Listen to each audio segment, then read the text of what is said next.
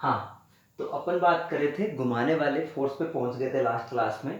Torque की बातें करना शुरू कर दी थी हमने ना, कि टॉर्क क्या चीज़ होता है, उसकी कहानियों पे शुरुआत करना शुरू कर दिया था। घुमाने वाले फोर्स, घुमाने वाला जो इफेक्ट है वो चीज़ हमारा क्या कहलाता था बेटा जी? टॉर्क कहलाता था। अब देख, टॉर्क का कहने का मतलब क्या है, मीनिंग क्या है इस चीज़ से, उससे मीनिंग समझते हैं। सपोज करो हमारे पास ये कोई कोऑर्डिनेट एक्सिस है, कोई भी कोऑर्डिनेट एक्सिस है। हमने दो तरीके से हमारा टॉर्क होगा।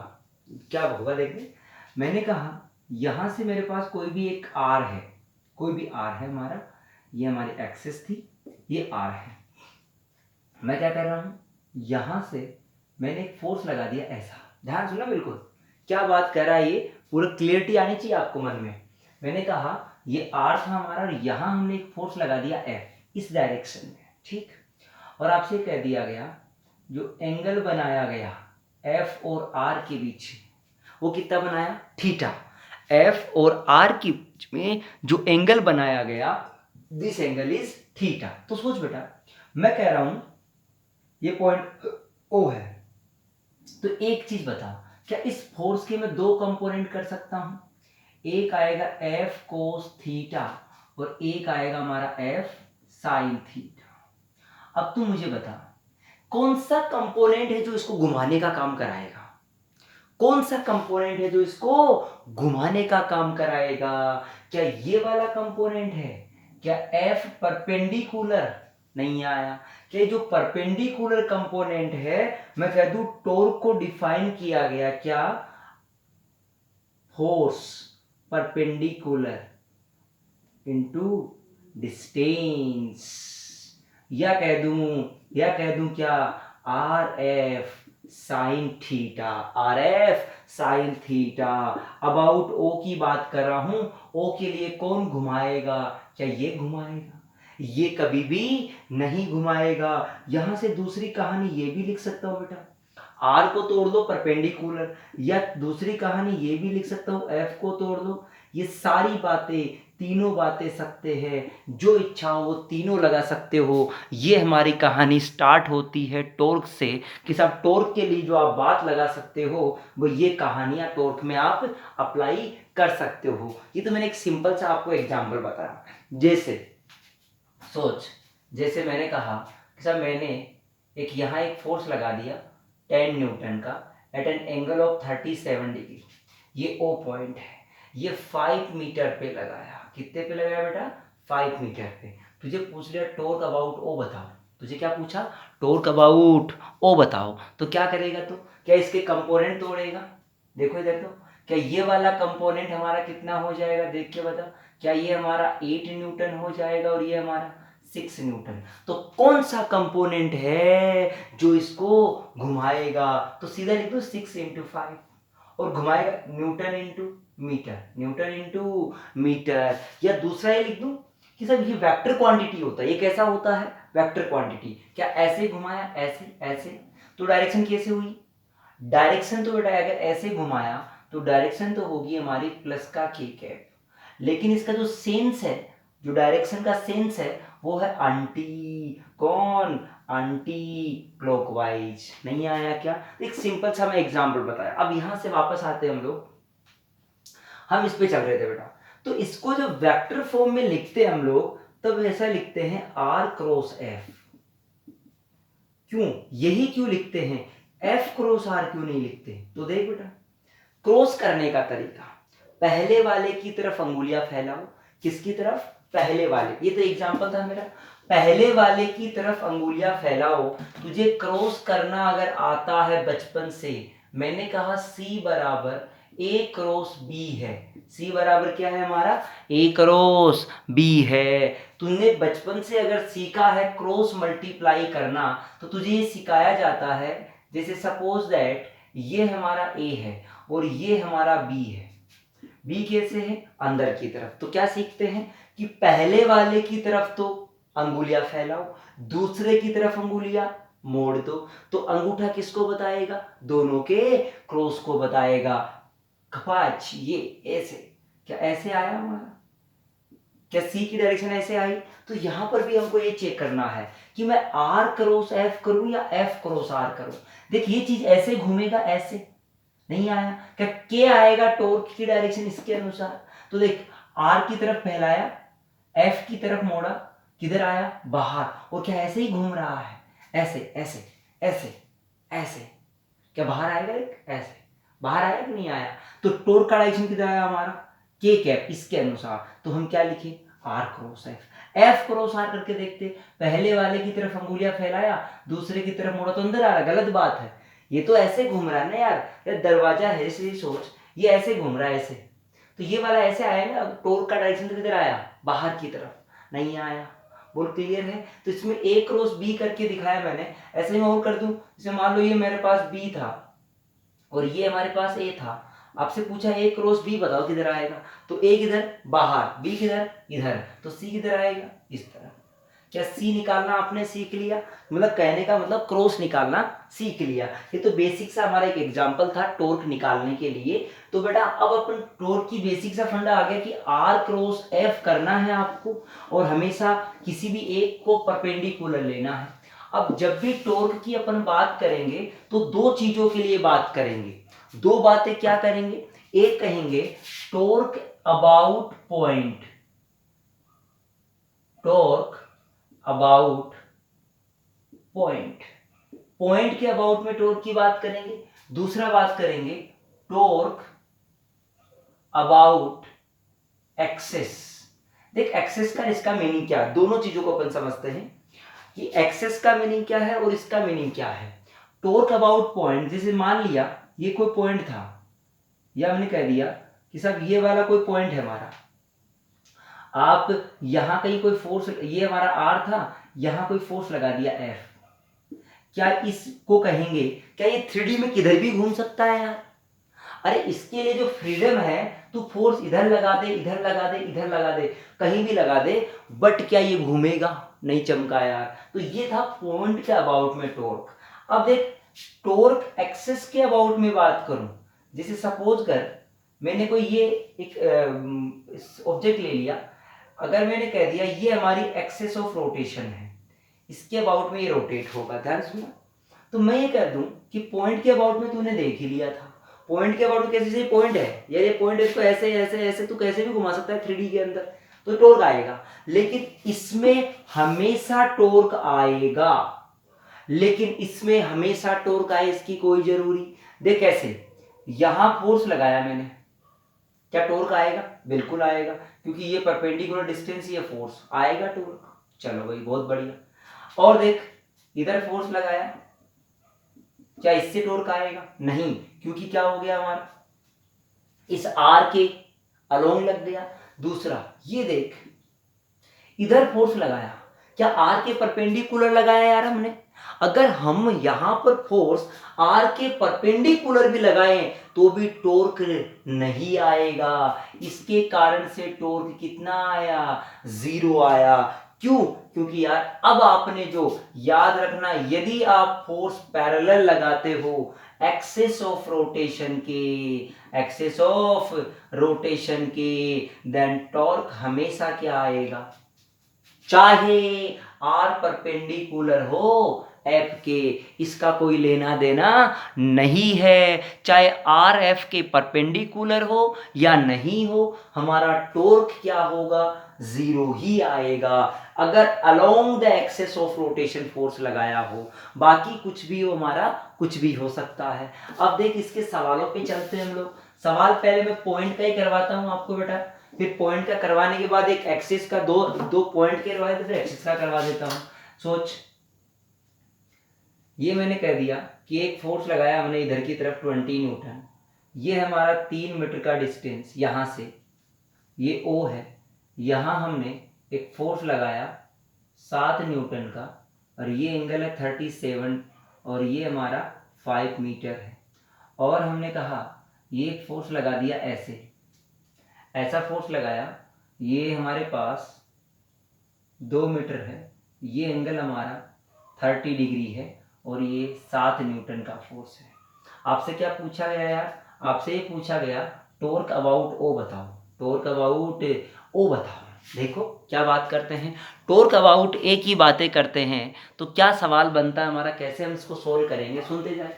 ये वाले का कंपोनेंट यहाँ से शुरुआत करते हैं बेटा, क्या ये एंगल देता हूँ 37, एक कंपोनेंट ये आएगा 16 Newton and this is 12 Newton. क्या 12 न्यूटन घुमाएगा इंटू 3, देखो आर परपेंडिकुलर ये ओ से आ गया, ये कैसा आया हमारा, ये ध्यान से देखना, मैं लिख रहा हूँ एंटी क्लॉकवाइज। कैसा लिख दिया मैंने, एंटी क्लॉकवाइज। अब इसकी चर्चा करते हैं, या तो 5 को तोड़ दो या 7 को तोड़ दो। मैं तो 5 को तोड़ रहा हूँ, 5 को तोड़ूंगा, ये तो 3 था हमारा, मैं 5 को तोड़ूंगा तो ये कितना आएगा 4 मीटर। अरे कितना आएगा 4 मीटर, तो मैं लिख दूंगा 7 इंटू 4, 7 इंटू 4। ये कैसा घुमाएगा, ये भी एंटी क्लॉकवाइज। अरे ऐसे तो घुमा रहे हैं ना, देख देख ऐसे, ये वाला कंपोनेंट ऐसे, ये वाला ऐसे, नहीं चमका क्या। अब देख इसकी बात करें, इसके लिए बात करें, ये डिस्टेंस परपेंडिकुलर आ जाएगा ओ से, ये कितना आएगा, ये कितना आएगा, ये आएगा 2 साइन 2 को 60 कर दिया, इसको 60 कर दिया, 2 कोस 60, कोस 60 1/2 आएगा, तो लिख दिया 1/2 इंटू 7। क्या ये क्लॉकवाइज आएगा, तो जो जोड़ दो, रिजल्टेंट जिधर बचेगा वो हमारा क्या आ जाएगा, टॉर्क आ जाएगा। ये तो एक मैंने अभी बहुत टफ सवाल नहीं कराया, बिल्कुल एक आसान सा तरीका बताया टॉर्क निकालने का। ये पॉइंट के अबाउट में टॉर्क बता दिया, एक एक्सेस के अबाउट एक सवाल और लेता हूं पॉइंट जैसा ही हमारा, सुने क्या सवाल है। देखिए बेटा, मैंने कहा कि सब मेरे पास ये कोई ऑब्जेक्ट है इस तरह से और ये ऐसा, ये हमारा सेंटर है, ये है हमारा 5 मीटर और ये है हमारा 10 मीटर, 5 मीटर और 10 मीटर। देखो साहब, ऐसा कह दिया, एक फोर्स आपने लगाया ऐसे 10 न्यूटन का, एक फोर्स आपने लगाया ऐसा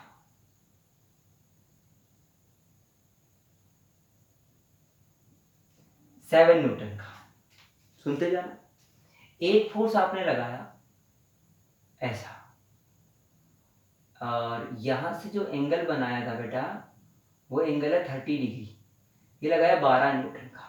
कितने का लगाया, 12 न्यूटन का। आपसे बोला गया टॉर्क अबाउट ओ बताओ, ऐसे कोई भी कितने में लगा सकता है यार वो, आपको क्या करना है, ओ से बात करनी है।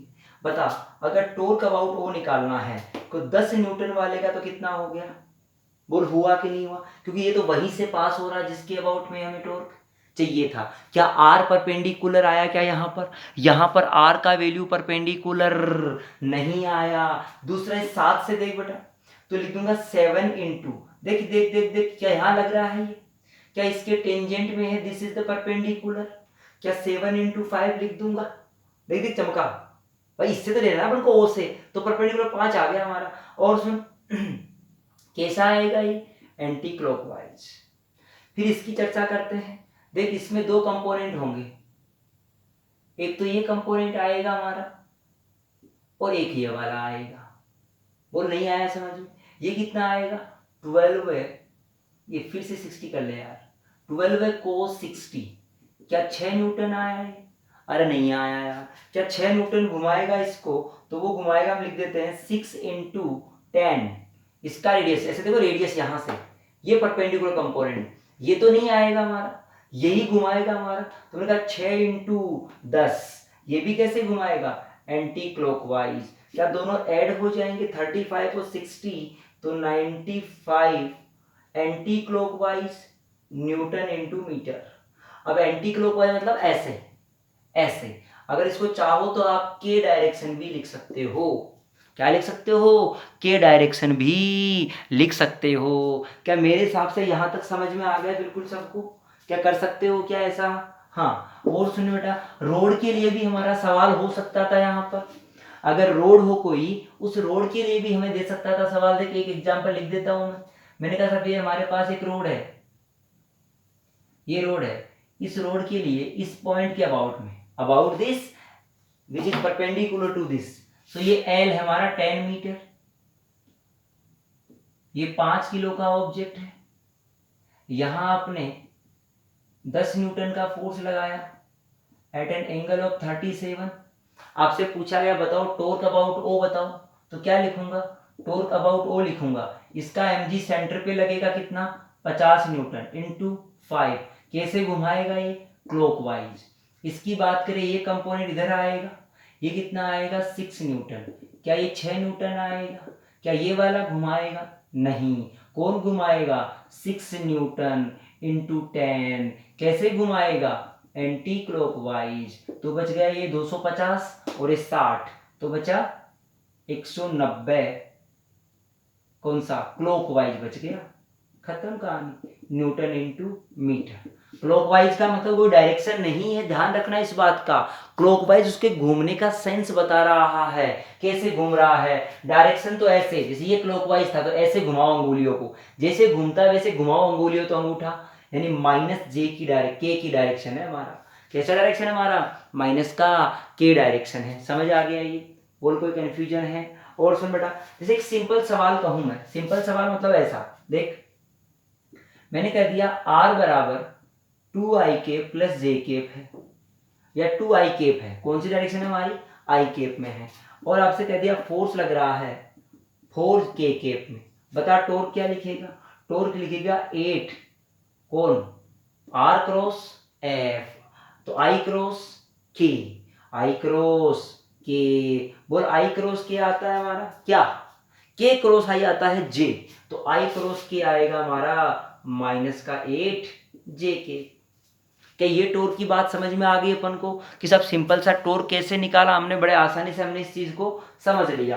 अब आगे बात करते हैं सी टॉर्क की, सुनते जाना। अभी ये हमने इसकी कहानी पढ़ ली, अब इसके मेन पॉइंट्स है उन पे चलना पड़ेगा अपन को टॉर्क के लिए। देख क्या पॉइंट्स हैं,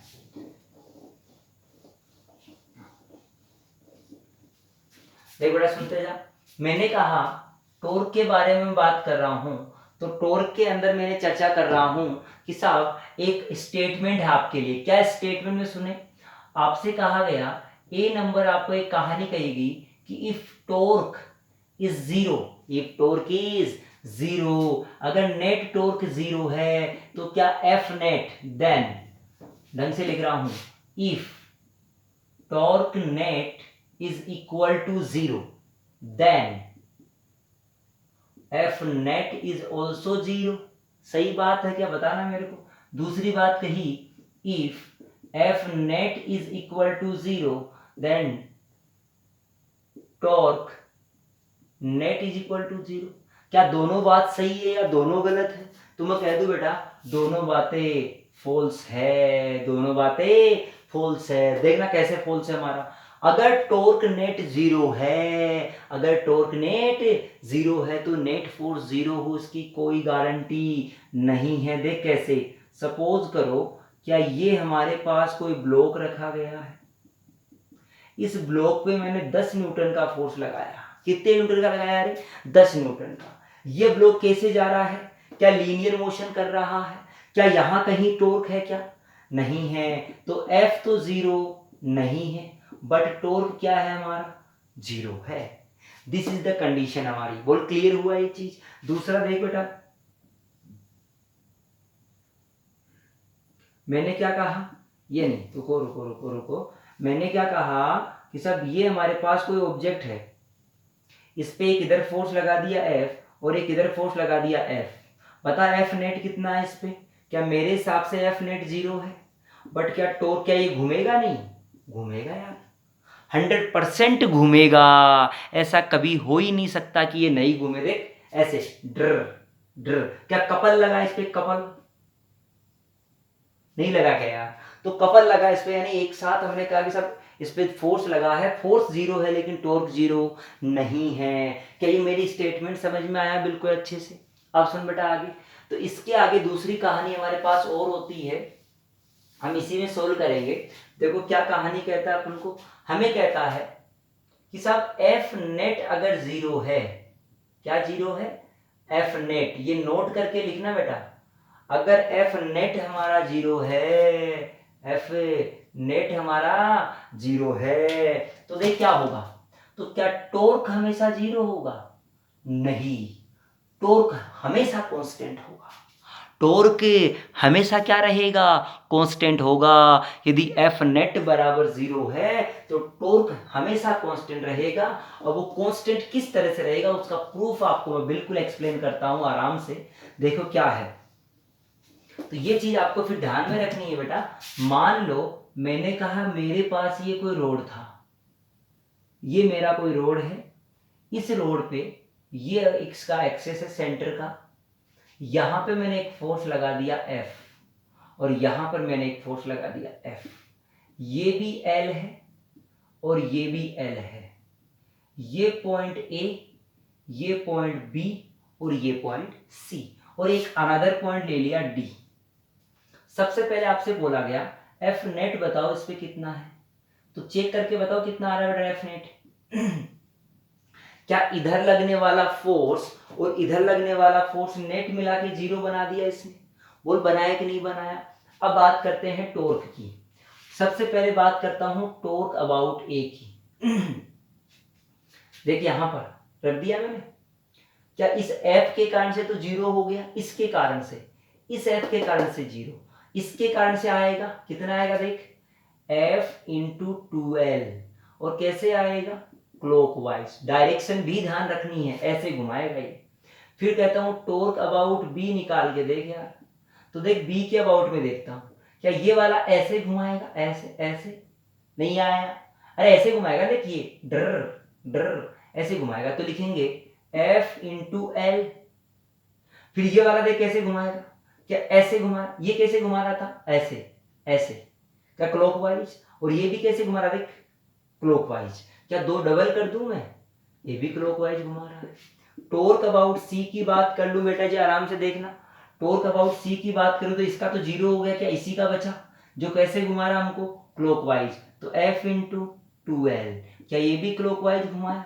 और निकाले तो टॉर्क अबाउट डी निकाले कोई भी जनरल, इसके अबाउट में देख बेटा, तो ये फोर्स लगा, क्या this force perpendicular distance is L, here perpendicular distance is also L। देख यहां से देख L ही तो है परपेंडिकुलर डिस्टेंस, तो फोर्स तो यहीं से गुजरेगा, अरे ये फोर्स तो यहीं से गुजरेगा, तो परपेंडिकुलर तो L ही हुआ, यहां पर परपेंडिकुलर L हुआ। क्या इसके जैसी कंडीशन आ गई, तो F इंटू 2L कैसा आया, क्लॉकवाइज। क्या सभी पॉइंट्स के लिए टॉर्क का वैल्यू कांस्टेंट आया हमारा। तो साहब हमने कहा कि यदि F नेट 0 है तो टॉर्क हमेशा क्या बना रहेगा, कांस्टेंट बना रहेगा। ये बात ध्यान रखे। बोल क्लियर हुआ ये। तो बेटा मैंने अभी जो बताया आपको वो अभी सिर्फ टॉर्क की बातें बताई है। अब आप टॉर्क किसी भी सवाल के लिए निकाल सकते हो, घूमने वाले ही देखना आपको, जो फोर्स कंपोनेंट ला रहा है घुमाने का वही हमारा क्या होगा, टॉर्क होगा। अब देख हम बात करते हैं इक्विलिब्रियम की, सुनना। अगर आरबीडी में हम बात करें इक्विलिब्रियम की, इक्विलिब्रियम, अगर हम आरबीडी में बात करते हैं इक्विलिब्रियम की, तो देखो क्या बातें होती है। अगर आपने एनएलएम में पढ़ा तो इक्विलिब्रियम में दो ही चीज बताई थी कि एफ नेट, या कह दूं F x is equal to 0 and F y is equal to 0, यही पढ़ा था वहां पर तो। लेकिन यहां एक नई चीज और आ गई हमारी कि साहब टॉर्क नेट भी क्या होना चाहिए, 0 होना चाहिए। और ये बात कह दूं टॉर्क नेट 0 किसके अबाउट में, सोच के बता किसके अबाउट में, क्या सेंटर ऑफ मास के अबाउट में या किसके अबाउट में। मैं तो कह देता हूं दुनिया का कोई भी पॉइंट हो, दुनिया का कोई भी पॉइंट हो, क्या सभी पॉइंट के रेस्पेक्ट में हमारा मोमेंट ऑफ इनर्शिया 0 आना चाहिए अगर इक्विलिब्रियम है तो। अगर क्या है हमारा इक्विलिब्रियम है तो हमेशा दुनिया के किसी भी पॉइंट के अबाउट में हमारा मोमेंट ऑफ इनर्शिया टॉर्क हमारा 0 आना चाहिए। तो बेटा हम इसी से शुरुआत करते हैं। सबसे पहले देख एग्जांपल की बात कर ले हम लोग इक्विलिब्रियम में। जैसे सपोज करो कि हमने ये एक ऊपर हमारा जो था ग्राउंड था, इससे हमने एक रोड को लटका दिया। किसको लटका दिया हमने, एक रोड को लटका दिया। ये रोड इस तरह से लटकी हुई है, इस रोड का मास है m, रोड का मास कितना है m। तो हमने कह दिया साहब ये L/3 है और टोटल लेंथ कितना है इसका L है। तो आपसे बोला गया कि सब टेंशन T1 एंड T2 बताओ, क्या बताना है आपको? टेंशन बताना है T1 एंड T2 टेंशन बताना है कि T1 T2 कितना आएगा if the system is in equilibrium. If the system is in equilibrium, अगर सिस्टम इक्विलिब्रियम में है तो हमें बताना है कि इसके अंदर टेंशन T1 T2 का वैल्यू कितना आएगा। बोल क्लियर है ये चीज? तो क्या करूंगा, सबसे पहले इसके इक्विलिब्रियम की बात कर लेता हूं।